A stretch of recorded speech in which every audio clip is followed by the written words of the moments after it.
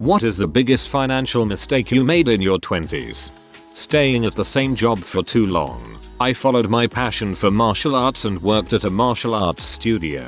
The pay was crap, especially for NYC, but the owner kept saying if I stuck with it, I'd make a lot one day. It took until my mid-30s to realize he was just stringing me along. I started over in a new industry and within 3 months, was making more at an entry-level position that I did in more than 10 years at my last job. Following your passion is important, but be prepared for the possibility of being poor.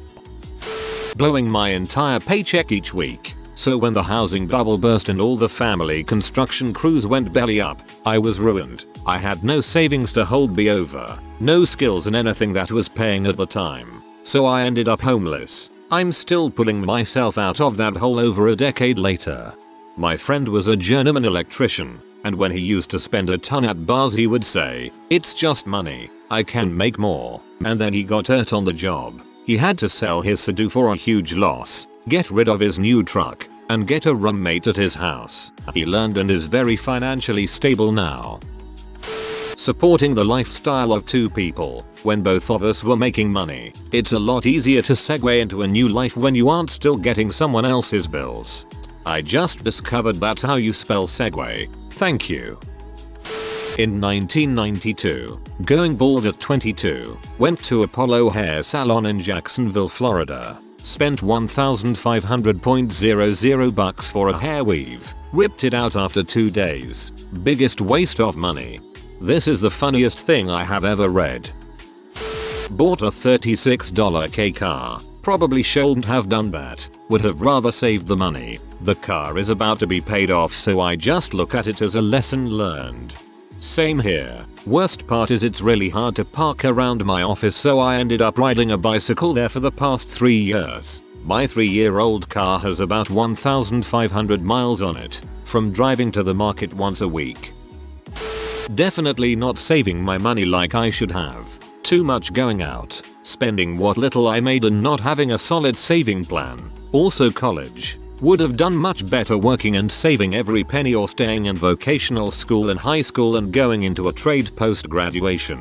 Would have saved me the student debt. To add to that, not directly financial but not having goals on top of not saving. And letting other people influence my direction versus taking control. At 31, my unsolicited advice for the younger crowd is yes, enjoy your life and have experiences, but save for a rainy day or a rainy time. Never know when you might lose your job and have a tough time, like I did, and your 30s and beyond creeps up far faster than you think.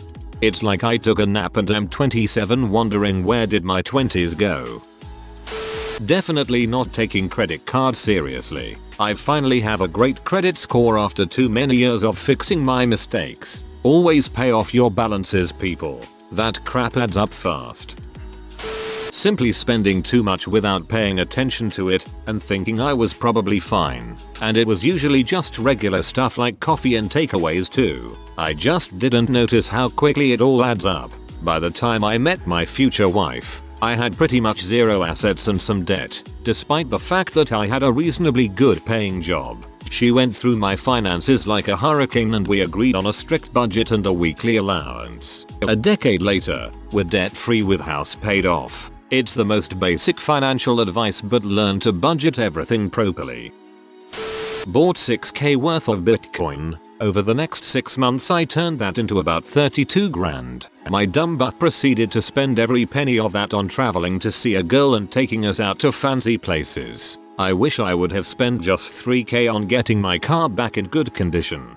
Similarly, in my early 20s, I bought 100 bitcoins for $50 a coin. But no, I didn't become a millionaire because I sold at $100 a coin and spent it on spring break and random crap. I stayed at a job I hated, working 60+ hour weeks for big paychecks. For 4 years I was too tired, miserable and sore to even enjoy it when I could. Maybe it's just because I have this perspective now, but I would have been twice as happy flipping burgers. I lost friends, was far too miserable for anyone to want to date, and lived a very sad life where ordering pizza alone on Saturday nights was usually the highlight of my week. I consider my years of 24-28 to be wasted years in pursuit of paychecks and not making financial mistakes. It was not worth it. I felt like I just read my own story. I'm really hoping that you found a job that you enjoy, at the least. I thought I would die alone and never find a girlfriend, so I spent 3 years in a long distance relationship, flying every other weekend to meet her. $20,000 in credit card debt before I finally woke the frick up and realized what I was doing was wrong. Ruined my credit. Wasted years of my life. Dude, you got lucky. You could have married her, had kids, and then realized you made a huge mistake.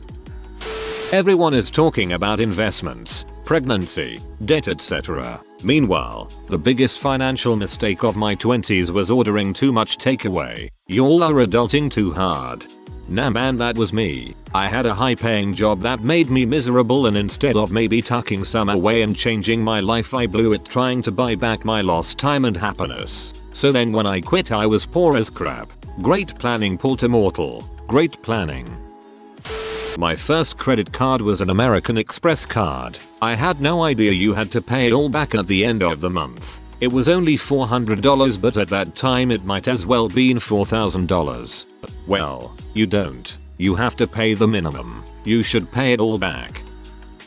I spent 6 years in the Navy. I immediately got married after boot camp, which is the one of biggest mistakes you can make. Shortly after checking into my command, I was deployed and gave her general power of attorney. We both wanted a divorce within a few months of me leaving. She bought a car in my name and took out a small loan. Crap hurt for a while. The dependopotamus strikes again.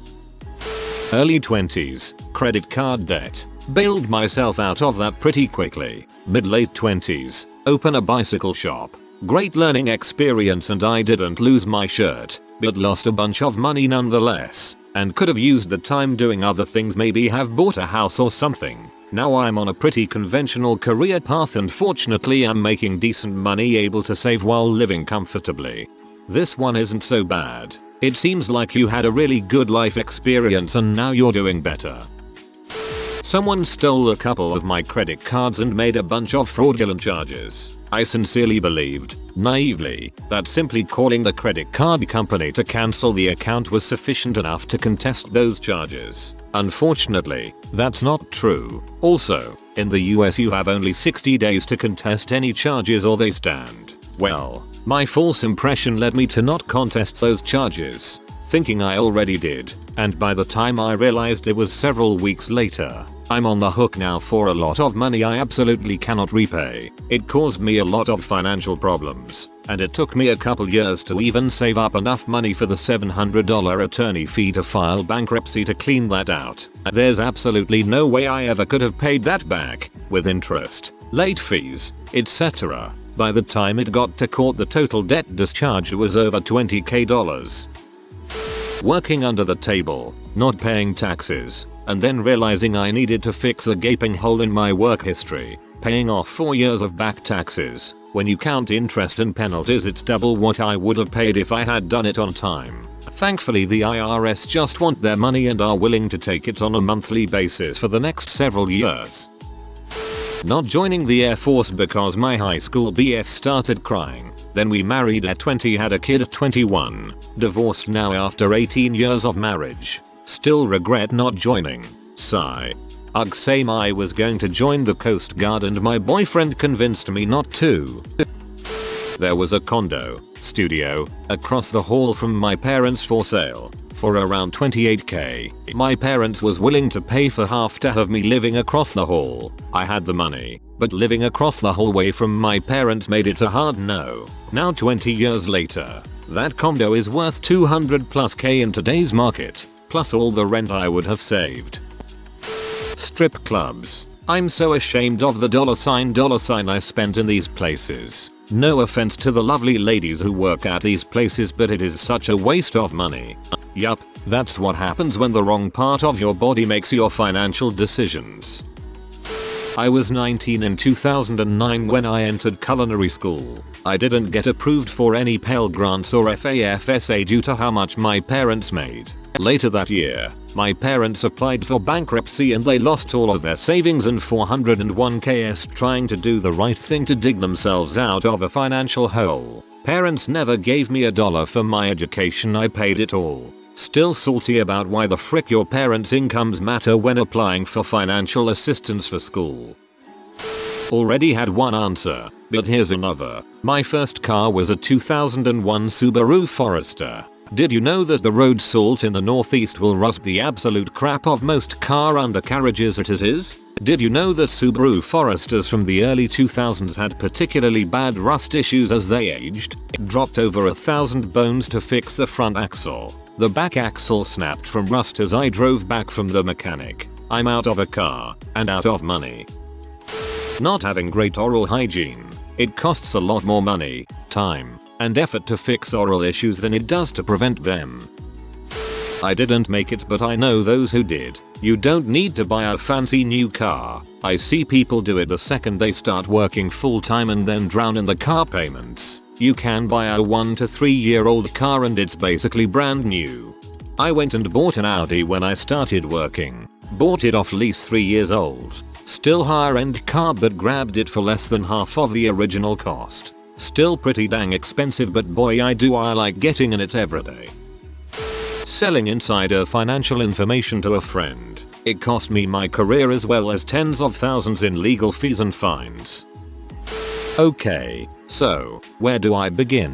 1. Was told to invest in Amazon fairly early, if I recall correctly, when they were still selling books. 2. Was told about Bitcoin when it was still nothing, right around the time the guy bought the pizzas with his Bitcoin. 3. Was told to short BlackBerry when it tanked prior to the news of them stopping selling mobile phones. 4. Was told about a fixed tennis match which I could have made an absolute killing on. Instead I bet £5 throughout the entire match and made £45.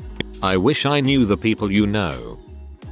All of my money that was not a bill went to entertainment. My forms of entertainment in my 20s included eating, drinking, smoking, snorting, and visiting friends in other places to do those things. Bought whole life insurance from a friend's mother who sells insurance. 12 years later we were tired of paying every year. Despite being told you won't have to pay the premiums after 10 years, we cashed it in. I let my mom find out where I did my banking. She then proceeded to use my personal information to gain access to my account and steal $76,000 out of it that I had been saving for a house. So when I was a kid, the daycare I went to assaulted me and I broke my leg. Fast forward 20 years, I had the settlement money in a bunch of investment stocks and such that was in a guardianship account until I turned 21. The FU was when I kept putting off closing the account and reinvesting it into my business. The real reason this is a frick up is I closed that account out and used it for my business a few years later after it lost over half of its value in 2008. Not like you could have known that things would go to crap in 2008. I used to go out all the time when I really didn't have the margin to be spending money on booze. Whenever groups of friends would buy each other rounds, I felt pressured to buy rounds. 2. None of that was necessary, and you're totally allowed to stay home because you can't afford to go out. When I started to make more money, I was the friend who would always offer to pay for friends who were broke. This led to everyone involved being broke. We were all the problem. Letting my student loans go to default and ruin my credit. They are paid off now and it is a huge weight lifted, but I always tell people to pay them off as quickly as possible so that doesn't happen to them. Quitting a job that would have let me be retired now. Runner up is marrying someone in school instead of living with them. In college I would play 3-4 rounds of Golden Tee a day. I bet I spent $15,000 during college playing Golden Tee. I was really good, but that was before they had tournaments where you could win money. 1. Buying a sports car. 2. An Italian sports cars. 3. A freaking Fiat. 4. When interest rates were at an all-time high. 5. Then getting married, which was about the only thing I did right. LOL at Fiat. Poor bastard. RIP. Received a rather large inheritance in the form of stocks when I was 24. It was all gone in about a year. I moved, went to school, purchased a nice car, and generally had fun. Now I am 30 and I despise younger me for the numerous stupid impulsive decisions I had made. Currently 24. Probably buying a $19K vehicle while still having $7K in student loans and then putting $12K on credit cards traveling. Oh, the things I would do to only have $7K in student loan debt. My car got repossessed. That in itself isn't the decision, but it was a dumb decision that caused it. I missed a payment, but didn't realize it. The next month I made my payment, and the bank called me shortly after saying I hadn't made a payment. I gave them the receipt number, and they said no problem, and that was the end of it. Until the next month when it happened again. I think I figured out what was happening after a few months of this. This is all before online banking was even a thing. But instead of getting on top of it, I decided to just go with it. A few more months later I was short on my car payment, and the next morning the car was gone. It cost me way too much to get it back, and I was in debt to multiple friends for months for bailing me out of the situation. Treating credit cards like free money that you sometimes have to pay back a portion of in my early and mid 20s. The minimum payment will get you out of debt this century or the next. Now in my late 30s I'm done with that crap after my beautiful wife straightened me out and put us on a better path. This happened a couple months ago, so I saved up to buy a new motorcycle, but decided I wouldn't need insurance since I have been riding for a while and have had no incidents. Well, after a month of owning it, someone stole it. No insurance, no replacement, $6K gone. Took 6 months of only one part-time job to focus on care for my increasingly deranged grandfather in his final days after university. Turns out employers don't like 6-month employment gaps, and they don't give a crap about your granddaddy. Oh, and my master's was in library studies. I went in because I had a lot of experience in libraries and was told the field was expecting a lot of older people to retire. I was also stupid enough to actually think I could support myself on the opening salary. So that was my second idiot moment. 3 jobs now, no debt, but still living with parents. Oh, and no credit either because I'm rock freaking stupid. I wanted to be a librarian in high school. I was close with the OM at the school who took me aside one day and essentially told me not to. She said it's highly competitive, at least a master's degree and not worth the pay. I wish she had a chance to talk to you too. Let someone pay me back $1,000 for a car. I looked up to this lady. She was like a mentor grandma cool aunt I never had. She was always encouraging me to do better. Well, her and her husband's car broke down. They had just opened a little handmade craft store and needed some way to get to it to run their business. I had just recently acquired a newer car than my previous one, so I had one for sale. Originally I was going to sell it for about $1,800, but I lowered it to $1,000 for this lady. I even told her I would take payments cause I visited her store often just to talk and help out. I signed everything over to her so I could stop paying insurance on it. That's where I screwed up. She kept telling me she was going to pay me here soon once business picked up in the spring. I got busy with work and school so I wasn't able to stop by as often. I finally get a day when I have some free time, so I pull up to the shop. It's empty. What? I saw her brother the following week and he said she won the lottery. $40,000 plus. She left her husband, took a bunch of stuff from her brother, changed her number, and took off. It's been 2 years since that happened and I still kick myself about it sometimes cause I could really use the money. I guess I learned not to be so trusting with people the hard way. Purchasing 4 haircuts from 4 separate barbers in one day. It wasn't until after the 4th haircut that I realized I could have just asked the first barber for a shorter haircut. Getting depressed, losing scholarships and internship opportunities, etc. I recovered, but it's the only big mistake I've made. I would be a couple years farther into my PhD, probably $30K richer, etc. Not too bad, but it still makes me cringe with regret a bit. I don't think anyone decides to get depressed, it kind of just happens. First part was financing a brand new car. The second part was trading it in 2 years later with negative equity for an SUV. While I am glad that I have had all-wheel drive for the winter, I am sad that instead of having a paid-off vehicle this year, I still have a few more years to go. Probably getting an expensive bar truck, and then trading it in for something slightly less expensive but still too expensive because I still owed a significant amount on the truck. Meanwhile, the 2000 Dodge Neon that I had before both of them is still running perfectly fine. I only got rid of it because I thought it was going to break down soon, but it probably has over 200,000 miles on it and is still fine. If you are new to the channel, you can subscribe. I publish new videos every day. Until then, check another video.